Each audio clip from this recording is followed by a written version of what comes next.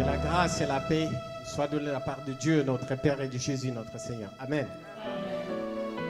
Pour moi, c'est un grand plaisir d'être ici. Et un grand honneur aussi. Pour vraiment assister nos bien-aimés. Laisse parler ton cœur. Et lorsque Jonathan m'a parlé de ses projets, après lui avoir posé quelques questions, donc je n'ai pas hésité un seul instant pour venir. Et ça fait plusieurs mois qu'il m'a demandé d'être là. Est-ce que tu vas venir? Est-ce que tu vas venir? Si je viendrai. Si c'est pour le Seigneur, je viendrai. Alléluia. Amen. Pour moi, c'est un grand honneur d'être là, un grand plaisir. Nous allons sans tarder vraiment lire la parole de Dieu. Je vous invite à vous asseoir.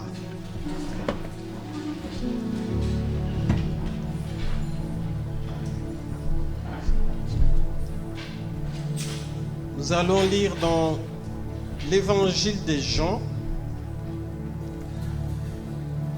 au chapitre 4, juste les versets 23 et le verset 24. Jean, chapitre 4, le verset 23 et le verset 24.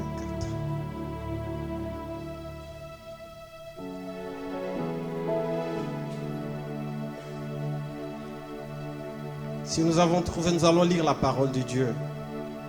Mais l'heure vient, et elle est déjà venue, où les vrais adorateurs adoreront le Père en esprit et en vérité. Car ce sont là des adorateurs que le Père demande. Dieu est esprit. Il faut que ceux qui l'adorent en esprit et en vérité. Nous allons prier ensemble. Prions. C'est notre Père, notre Dieu. Nous rendons grâce à ton Saint-Nom pour ces grands privilèges d'être dans ce lieu. Ta parole nous dit là où 2 ou 3 personnes sont assemblées en ton nom, tu es là. Père, nous voulons te dire merci. Merci pour nos prières. Merci pour la louange qui est montée vers toi. Et le temps est arrivé, Seigneur, nous voulons entendre ta voix. L'homme ne vivra pas de pain seulement, mais de toute parole qui sort de ta bouche. Prédispose notre cœur et notre esprit, notre entendement, afin que nous comprenions, Seigneur, quelle est ta volonté pour nous et que nous marchions conformément à ta volonté. Merci. Nous voulons nous humilier, nous voulons nous abaisser, dès que toi seul, Jésus, sois élevé au milieu de nous. Saint-Esprit, nous t'invitons de prendre place. Louange et gloire à toi, au nom de Jésus. Amen.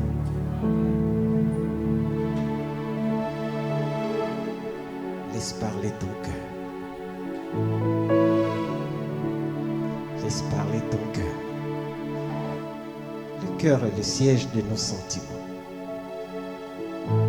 Et le cœur doit être totalement au Seigneur. S'il n'est pas totalement au Seigneur, nous ne savons pas ce que nous pouvons faire dire de notre cœur. La Bible dit que c'est l'abondance du cœur que la bouche parle. Il faut que Dieu soit au centre de notre cœur. On a passé un moment de prophétie. La Bible dit que n'éteignez pas l'esprit. Thessaloniciens 5, verset 20. N'éteignez pas l'esprit et ne méprisez pas les prophéties, mais examinez toutes choses. Examinez toutes choses et retenez ce qui est bon. Là, si tu as reçu une parole, le Seigneur est à l'œil, il te regarde. Et tu as une responsabilité. Et je confirme ce qui a été dit pour Jonathan. Tous les enfants sont déjà au service, ils servent déjà le Seigneur. Et maintenant, c'est eux de pouvoir prendre conscience de leur appel. Voilà, chacun répondra devant le Seigneur selon le ministère, la tâche qu'il te confie. Donc prenons cela au sérieux. Il y a plusieurs ministères, plusieurs services dans l'Église, mais c'est le même esprit. Alléluia. Voilà, si le Seigneur t'appelle pour un ministère donné, serre-les de tout ton cœur, de toute ta force et de tout ton esprit. Le thème de notre méditation ce soir, l'adoration agréée par Dieu. L'adoration agréée par Dieu. C'est une affirmation. Mais nous pouvons, à côté de cette affirmation, poser une question. Est-ce que toute adoration est agréée par Dieu? Est-ce que toute adoration est acceptée par Dieu? Est-ce que toute adoration est reçue par Dieu? Ça me rappelle un chant de Exo qu'on chantait. Reçois l'adoration. Est-ce que Dieu reçoit toute adoration? C'est la grande question que nous devons nous poser. Parce que nous avons parmi nous des adorateurs. Oui, des adorateurs. Toute adoration est-elle agréée par Dieu? C'est la grande question que nous devons nous poser. Et ce soir, nous allons essayer de voir ensemble. Vous savez, dans les Saintes Écritures, chaque mot a un sens. Et nous ne pouvons pas faire dire à un mot n'importe quoi, ce que Dieu n'a pas dit. Et c'est pourquoi nous devons comprendre certains mots, certains termes, pour que lorsque nous disions notre prière, Dieu puisse entendre cette prière. Que nous ne disions pas n'importe quoi. Ça, c'est très très important. Comment la Bible définit les mots adoration? Vous commencez par là. Quel est le sens de l'adoration? L'adoration vient du verbe adorer. En français, c'est adorer. Mais les Français l'ont pris en latin, adorare. Et les Grecs, c'est proskuneo ou latreo, en d'autres termes. Parce que nous traduisons la Bible quand même. Il y a les originaux, les textes originaux. Et nous ne devons pas expliquer la Bible comme nous voulons. On doit traduire les mots comme le sens a été donné par Dieu lui-même. Alors, adorer voudrait dire se prosterner, voudrait dire s'incliner. Et d'une manière générale, c'est rendre un culte. Rendre un culte. C'est l'adoration, rendre un culte. Rendre un culte. Rendre un culte à qui? Pour nous, les chrétiens, à qui? À qui? Lorsque nous adorons, nous rendons un culte. Pour nous, les chrétiens, nous rendons un culte à Dieu. Nous nous humilions devant Dieu. Et surtout, ne pas confondre entre adoration et louange. Ce sont des termes qu'on essaie un peu de mélanger n'importe comment. L'adoration, c'est rendre un culte à Dieu. L'adoration, c'est un tout. C'est un tout. Mais la louange n'est qu'un aspect, un élément de l'adoration. Louange vient du verbe louer. Et en hébreu, c'est teila. Ça voudrait dire faire entendre un son. C'est l'une des expressions qui fait partie de l'adoration. Je disais, l'adoration, c'est rendre un culte, c'est tout un tout. Et la louange, c'est un des éléments, une des expressions. Parce que dans la louange, on chante. Dans la louange, on prie. On fait des actions de grâce. Dans la louange, on lit les psaumes. Dans la louange, on danse.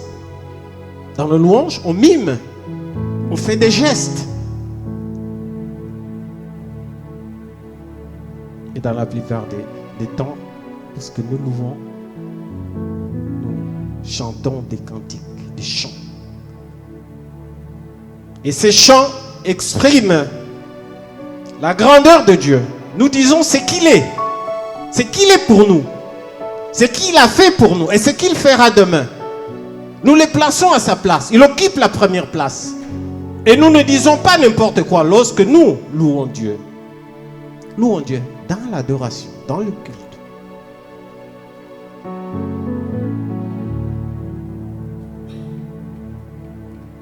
Quand je dis mon âme, loue l'Éternel, il n'oublie aucun de ses bienfaits. Ça, c'est une louange.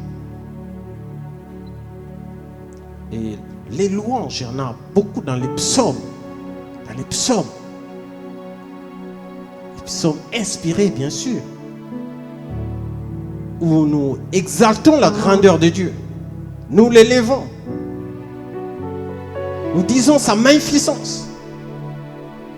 Par la prière, par les chants, par les danses, par des gestes. Par des gestes.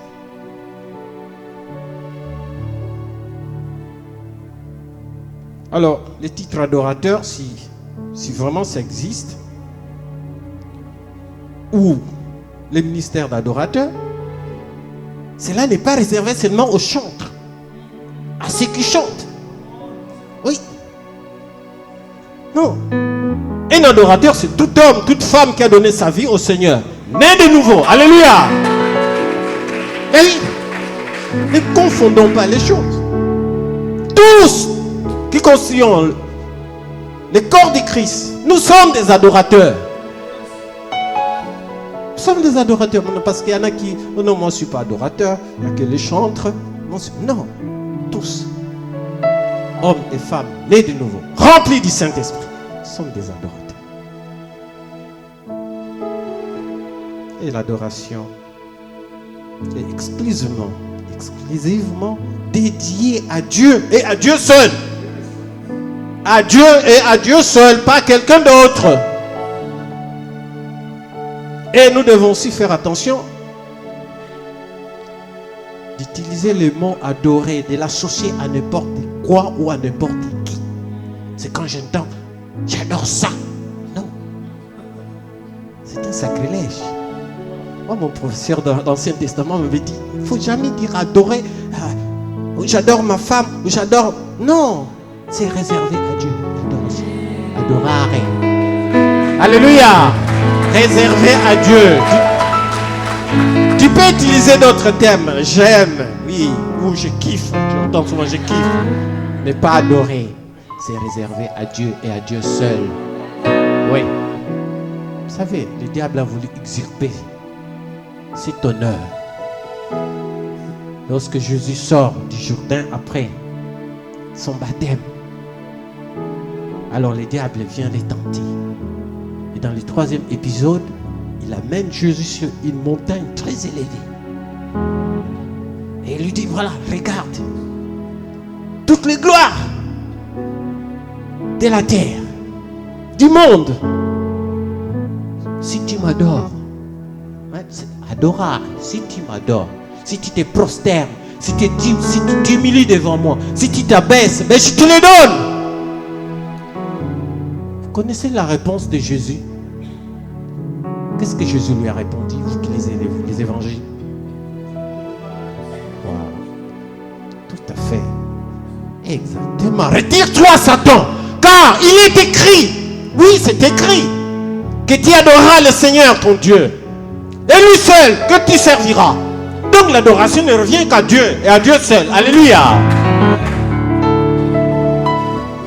Jean dans l'île de Patmos, lorsque l'ange l'Éternel lui a montré les merveilles de Dieu, avec les 24 vieillards qui se prosternaient, qui adoraient Jésus. Et après que l'ange lui ait montré toutes ces merveilles, vous savez, l'apôtre Jean voulait se prosterner pour l'adorer. Il dit, retire-toi de les faire. Ne les fais pas. Retire-toi de les faire, car je suis ton compagnon de service. Adore Dieu. Alléluia. Donc l'adoration n'est réservée qu'à Dieu, ni aux anges, ni au diable, ni à qui que ce soit. C'est à Dieu et à Dieu seul. Alléluia. Faisons très très attention. Faisons très très attention.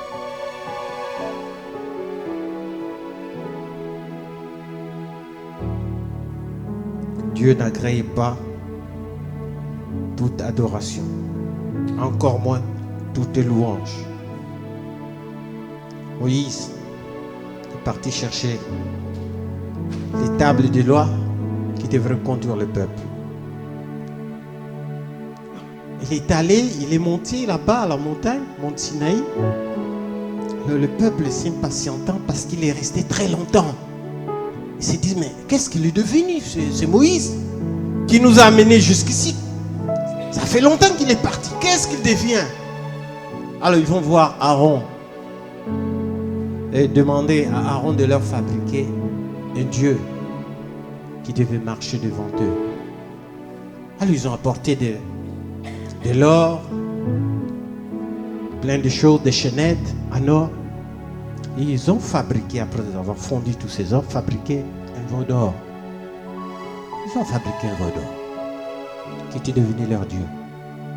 Alors ils ont commencé à l'adorer, ces veaux d'or. Et Dieu, voyant cela, dit, mais Moïse, descends vite, car le peuple que tu as fait sortir du pays d'Égypte sont en train de se corrompre. Allez-y, vite. Moïse descend et il prend Josué avec lui. Pendant qu'il s'approchait, là où étaient les enfants d'Israël, ils entendaient du bruit, des chants, entre guillemets, des chants d'adoration et des danses devant le veau d'or. Ils adoraient, entre guillemets, ils adoraient le veau d'or. Et quand il arrive, il regarde, il dit, mais qu'est-ce que c'est? Et il prend le veau d'or, il le brisa et le brûla. Dieu est bon. L'adoration n'est réservée qu'à Dieu et à Dieu seul. Pas aux objets animés, pas à un homme, et pas à qui que ce soit. C'est à Dieu et à Dieu seul.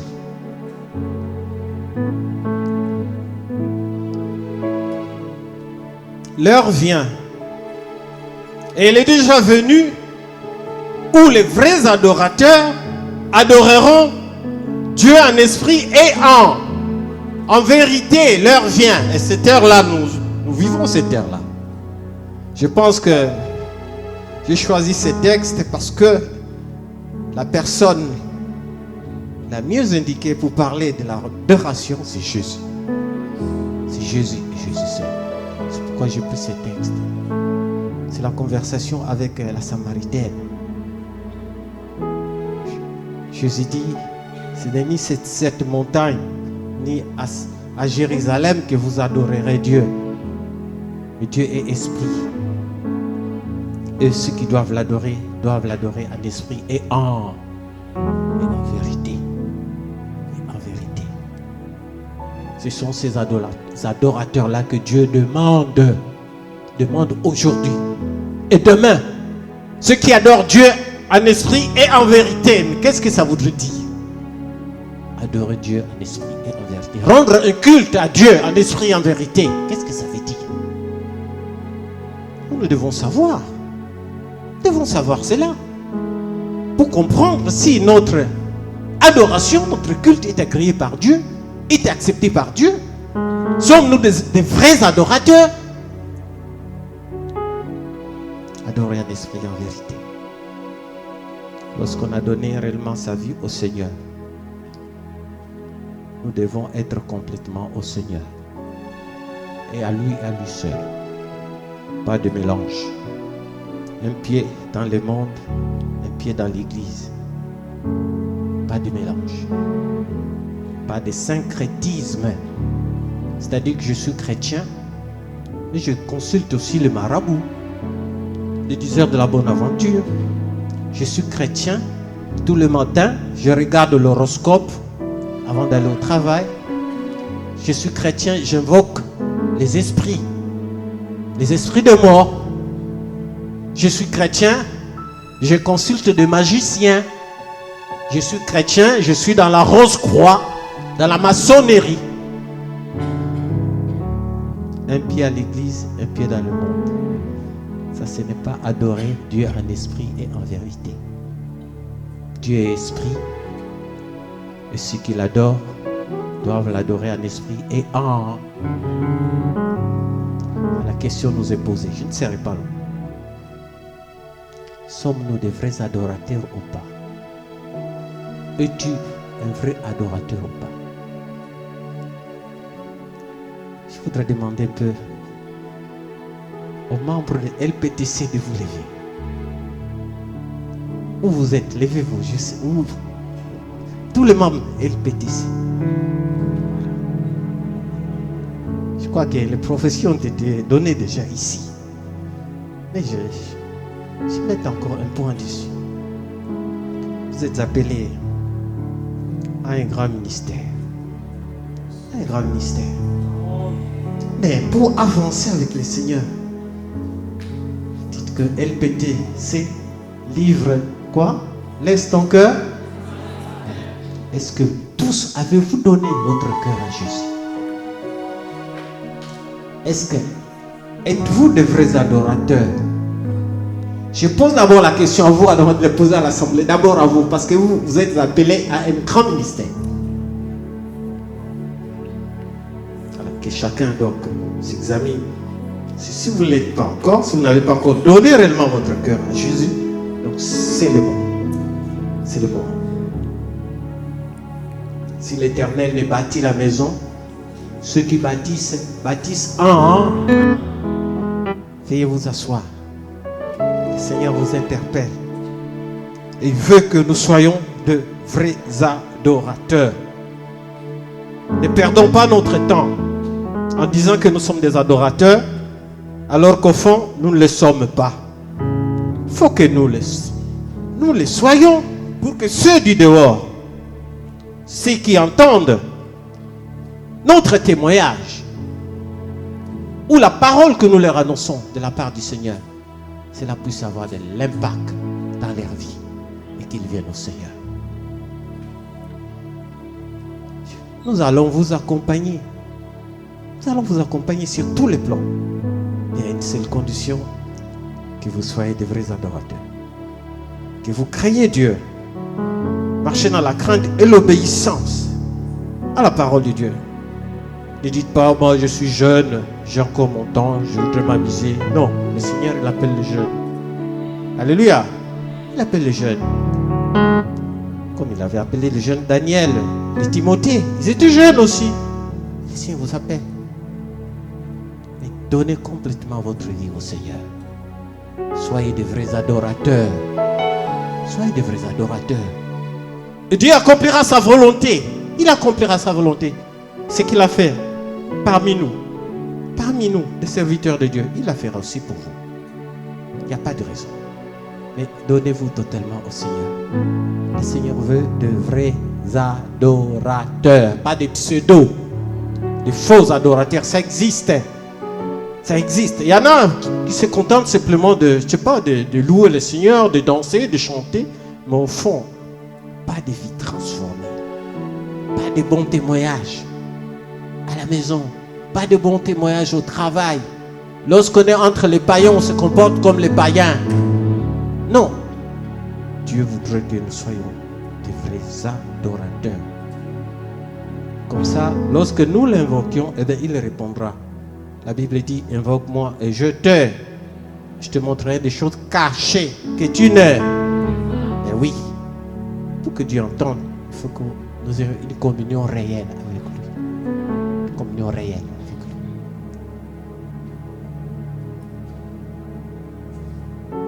lui. Le lieu de l'adoration, c'est où le lieu de l'adoration?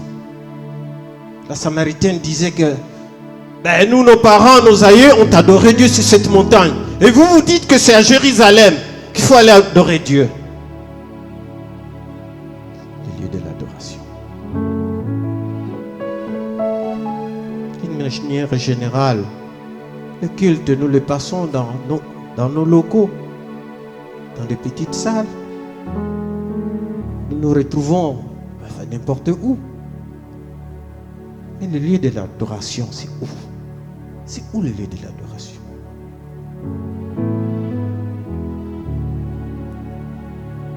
Dieu, par Jésus-Christ, a fait de nous sa maison, son temple, où doit passer l'adoration. Il a fait de chacun de nous qui avons accepté Jésus comme son Seigneur et Sauveur, le temple, le lieu d'adoration. Le lieu d'adoration. Chacun de nous qui avons accepté Jésus, mais nous sommes le lieu d'adoration. Le lieu d'adoration. C'est en toi C'est en toi doit se passer l'adoration. Et pour que l'adoration se passe bien, nous devons offrir nos corps en sacrifice vivant. Alléluia. Offrir nos corps en sacrifice vivant. Romains 12, verset 1.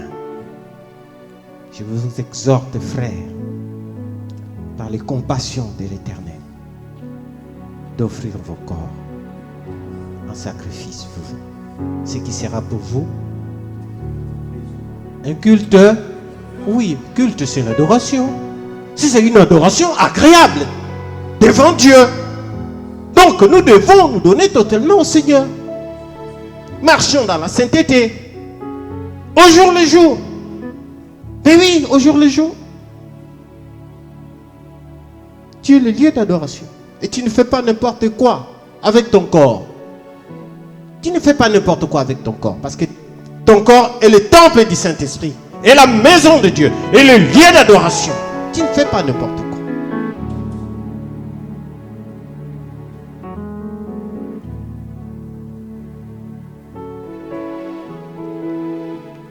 Dieu est bon. Il est merveilleux. Et il nous accepte tels que nous sommes. Nous pouvons venir dans sa présence tels que nous sommes. La Bible dit que si nous confessons nos péchés, il est fidèle et juste. 1 Jean 1,9, juste pour nous pardonner et nous purifier de tout péché et de toute iniquité.